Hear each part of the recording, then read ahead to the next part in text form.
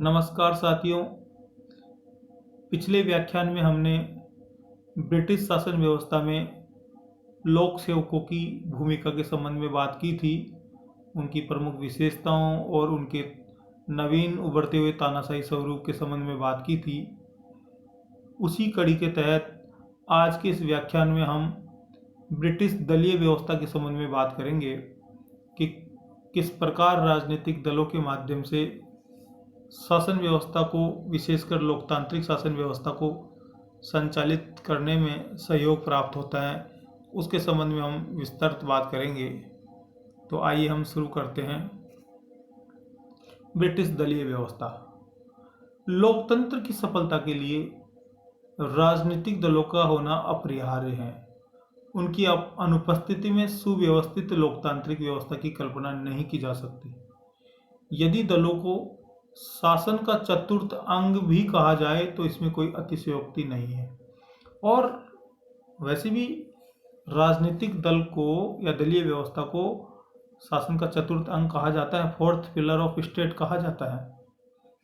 आपको ये ध्यान रखना होगा। मीडिया को भी कहा जाता है और राजनीतिक दलों को भी कहा जाता है। मुनरो कहते हैं कि दलीय शासन व्यवस्था लोकतांत्रिक शासन व्यवस्था का ही दूसरा नाम है। यानी लोकतांत्रिक शासन व्यवस्था में दलीय व्यवस्था होना अनिवार्य है, अपरिहार्य है। लॉस्के कहते हैं कि ब्रिटेन में संसदीय शासन प्रणाली की सफलता का रहस्य वहां की सुव्यवस्थित दलीय व्यवस्था में ही निहित है। यानी जो संसदीय व्यवस्था सफलतापूर्वक ब्रिटेन में संचालित हो रही है, उसका मुख्य श्रेय दलीय व्यवस्था को लॉस्के ने दिया है। लॉर्ड ब्राइस कहते हैं कि किसी भी व्यक्ति ने यह नहीं बताया कि राजनीतिक दलों के अभाव में लोकतांत्रिक व्यवस्था को कैसे चलाया जा सकता है, कैसा चलाया जाएगा। तो इन सब परिभाषाओं से, इन सब कोटेशन से ये स्पष्ट हो जाता है कि लोकतांत्रिक व्यवस्थाओं में राजनीतिक दलों का बहुत महत्व है। राजनीतिक दल से अभिप्राय। राजनीतिक दल ऐसे लोगों का समूह होता है जो कुछ विशेष सिद्धांतों पर एकमत होते हैं। अपने संयुक्त प्रयत्नों से वे राष्ट्रीय हितों को उन्नत करने का प्रयास करते हैं। सामान्यतः राजनीतिक दलों के निम्न प्रमुख लक्षण होते हैं।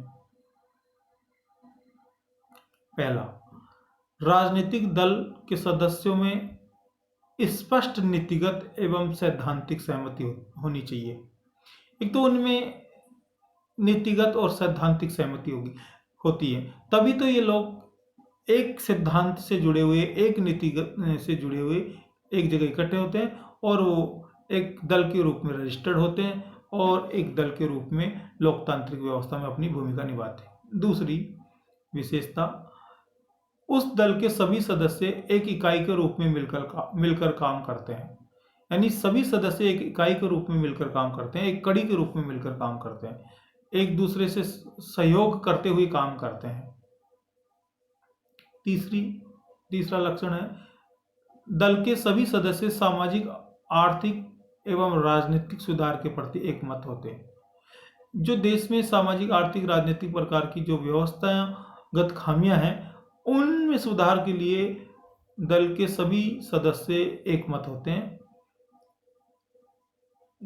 चौथा, दल के सदस्यों में निश्चित अनुशासन के नियम होने चाहिए। यानी जो उनका दलीय अनुशासन होता है, दलीय अनुशासन के जो नियम होते हैं उनका पालन करना अनिवार्य, वरना तो उस सदस्य को दल की सदस्यता से बर्खास्त कर दिया जाएगा। पांचवा, ये राजनीतिक दल सत्ता प्राप्त करना चाहते हो, ये बहुत जरूरी है। और यही अंतर हो जाता है राजनीतिक दल और दबाव समूह में, क्योंकि दबाव समूह भी ये सब काम करते हैं, लेकिन दबाव समूह अपनी कुछ निश्चित मांगों के लिए कुछ समय विशेष परिस्थितियों के अनुसार उभरते हैं और शांत हो जाते हैं। कुछ परमानेंट बने रहते हैं दबाव समूह, लेकिन उनका लक्ष्य सत्ता प्राप्त करना नहीं होता। और राजनीतिक दलों का लक्ष्य एन केन प्रकार सत्ता प्राप्त करना होता है। ये मुख्य लक्षण है दलीय व्यवस्था का। ब्रिटिश दलीय व्यवस्था की ऐतिहासिक पृष्ठभूमि, इसको जानना बहुत जरूरी है, बहुत आवश्यक है, क्योंकि दुनिया में यदि कहीं से दलीय व्यवस्था का विकास देखा जाता है तो उसकी शुरुआत ब्रिटेन से मानी जाती है। और ब्रिटेन की दलीय व्यवस्था को समझना इस दृष्टिकोण से हमारे लिए बहुत आवश्यक हो जाता है। ब्रिटेन में दलीय व्यवस्था का विकास उस समय से देखा जा सकता है जब जॉन स्टुअर्ट काल में राजा एवं जनता में प्रभुत्व के लिए संघर्ष प्रारंभ हुआ। इससे पूर्व 1455 से 1485 तक वार ऑफ रोजेज के समय देश में दो प्रमुख दल थे। उस समय भी दल थे और वो दो प्रमुख दल कौन कौन से थे?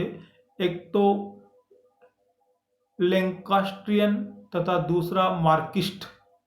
जॉन स्टुअर्ट काल में यही दो दल राउंड हेडर्स और कैवेलियर कहलाने लगे, यानी इनका नाम रूपांतरित हो गया राउंड हेडर्स और कैवेलियर में। 1688 की गौरवपूर्ण क्रांति के बाद जब संसद की मान्यता स्वीकार कर ली गई तब दोनों दलों का फिर से पुनर्गठन हुआ और यह दल टोरी और व्हिग कहलाने लगे। टोरी टोरी दल जनता के पक्ष में था, यानी जो जनता से जुड़े हुए थे, जन भावनाओं से जुड़े हुए थे, तो टोरी जनता के पक्ष में, जबकि व्हिग दल व्यावसायिक क्षेत्रों का समर्थक था। उनके बीच धार्मिक भिन्नता भी थी।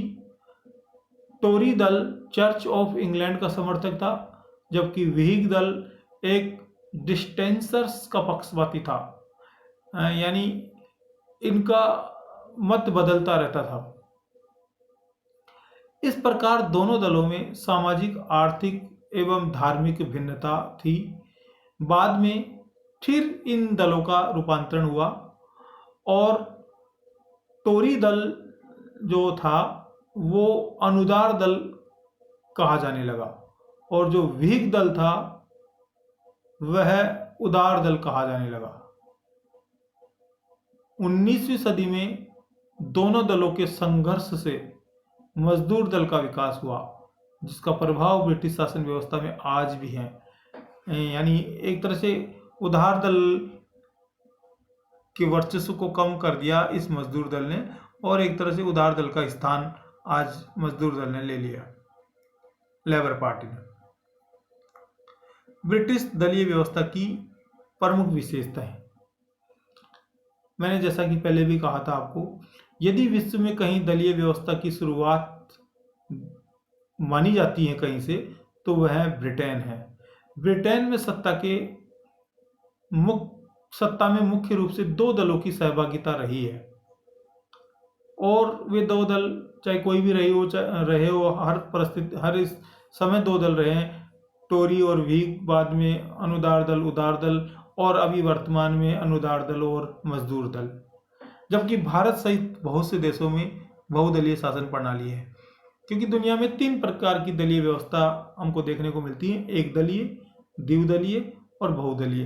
द्विदलीय व्यवस्था के उदाहरण अमेरिका और ब्रिटेन माने जाते हैं। बहुदलीय व्यवस्था में फ्रांस, श्रीलंका, भारत, पाकिस्तान, बांग्लादेश, ये सब बहुदलीय व्यवस्था के उदाहरण माने जाते हैं। और एक दलीय व्यवस्था में, जैसा कि आप लोगों को विदित है, चीन, क्यूबा, उत्तरी कोरिया, ये सब एक दलीय व्यवस्था वाले राष्ट्र कहलाते हैं।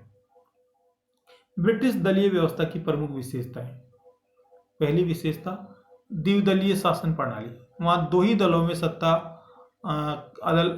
हेरफेर होती रहती है, यानी सत्ता बदलती रहती है, चाहे वो पहले टोरी और व्हिग रहे हो, चाहे बाद में अनुदार दल और उदार दल रहे हो, और चाहे वर्तमान में अनुदार दल और मजदूर दल हो।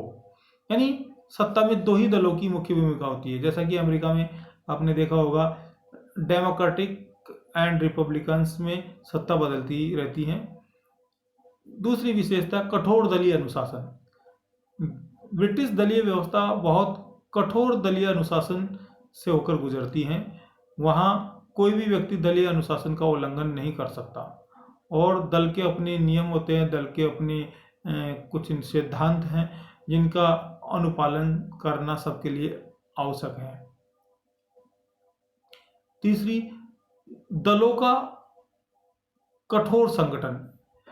कठोर यानी कहने का मतलब मेरे दलों में भी आपस में बहुत कठोर संगठन होता है। कोई भी दल अपने सिद्धांतों से, अपने विचारों से, अपने नियम से हटकर कोई काम नहीं करेगा। उनका अपना अनुशासन भी होता है। लोगों का अनुशासन तो होता ही है जो उससे जुड़े हुए हैं, लेकिन दल का अपना भी अनुशासन होता है। और आपको तो पता ही है कि लोगों के अनुशासन से ही दल का अनुशासन बनता है।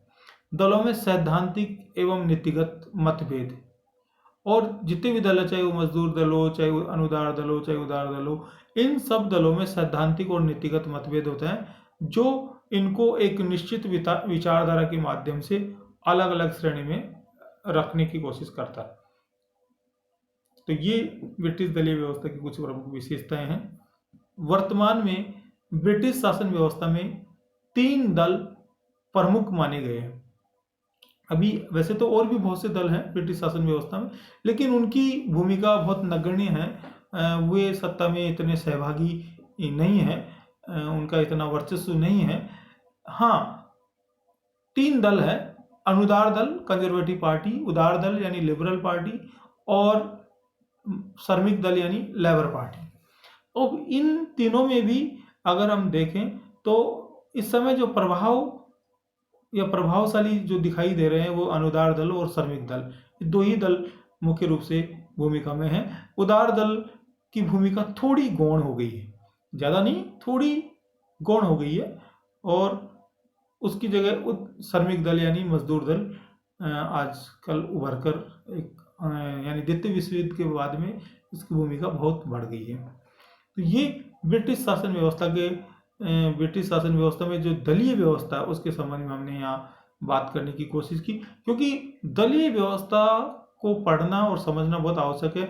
लोकतांत्रिक व्यवस्था की नींव ही दलीय व्यवस्था के आधार पर टिकी हुई है, क्योंकि दल जनता को मुखर होकर अपनी बात रखने का, अपना नेतृत्व करने का और अपनी शासन व्यवस्था की योजनाओं को जनहित तक पहुंचाने का एक माध्यम है। सरकार और जनता के बीच में एक कड़ी के रूप में काम करते हैं। इसलिए दलीय व्यवस्था को समझना और विशेषकर लोकतांत्रिक व्यवस्था में इसकी भूमिका बहुत ज़्यादा हो जाती है, क्योंकि अगर हम तानाशाही शासन व्यवस्था या कुलीन तंत्र की बात करें या हम राजतंत्र की बात करें तो वहाँ तो दल व्यवस्था का कोई मतलब ही नहीं, वहाँ इसकी कोई भूमिका ही नहीं होती। लेकिन लोकतांत्रिक व्यवस्था में दल व्यवस्था की भूमिका बहुत बढ़ जाती है, इसलिए इसको इस नज़र से समझना बहुत आवश्यक है। तो आपने मेरी बात को बहुत ध्यान से सुना, इसके लिए आप सभी को धन्यवाद। यदि आपको मेरा ये व्याख्यान पसंद आया हो तो आप इसे लाइक कर दीजिए और इसे शेयर कर दीजिए। आप सभी को धन्यवाद।